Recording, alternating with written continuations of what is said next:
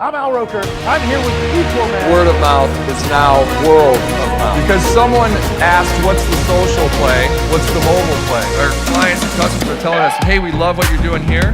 Are you doing more of that today? What I'm telling you here today, I'm not suggesting we get rid of face-to-face. Digital leaders are made, not born.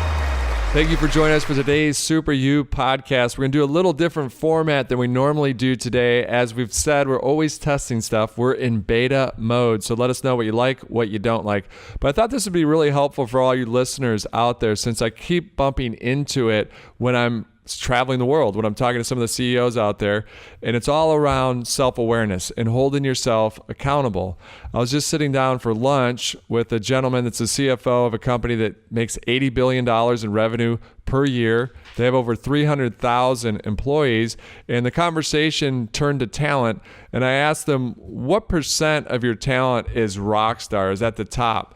And he says 10%. So 10% of the 300,000 people are people that he'd go to bat for to try to get their salary raised, to try to retain them. Because as many of you know, at a large corporation like that, you have to go to bat, and it's kind of pulling teeth to get salary increases. So he said that 10% are the top performers. And I asked him, well, what separates those 10% from the rest? And he goes, it's simple. It's really just about being accountable. They hold themselves accountable, and they take ownership. And part of that, he mentioned, is about self-awareness. And I've seen this across the map. It really comes down to self-awareness. If you're telling your boss, if you happen to be a boss, and sometimes the boss is you, so this applies to whether you're an entrepreneur or whether you're an entrepreneur, it's if you're saying, well, I couldn't make it because of X, Y, and Z, you're giving an excuse. The only person you're fooling is yourself, and that's the worst person to fool. Do not fool yourself.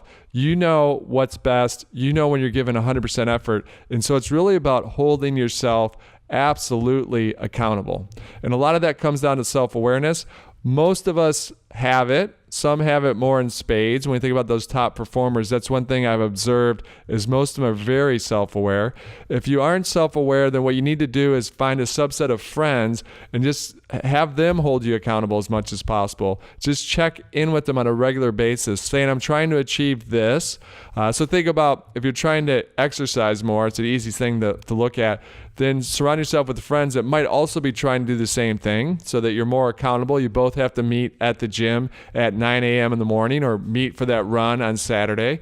And so that's the analogy or metaphor you want to look at when you have accountability. So think about it from a fitness realm, but it also holds true no matter what you're trying to do. If you're trying to write a book, if you're trying to just be better in life, to be a better person, it's just if you don't have that self-awareness, then make sure you surround yourself with people that can hold you accountable as well. Because again, the worst person you want to fool is yourself. That's it for today's Super You podcast. I hope you found it enjoyable. The key takeaway from today is hold yourself accountable. That's right. Make every minute count. Be intentional with every minute of your day, because how we spend our days is how we spend our lives.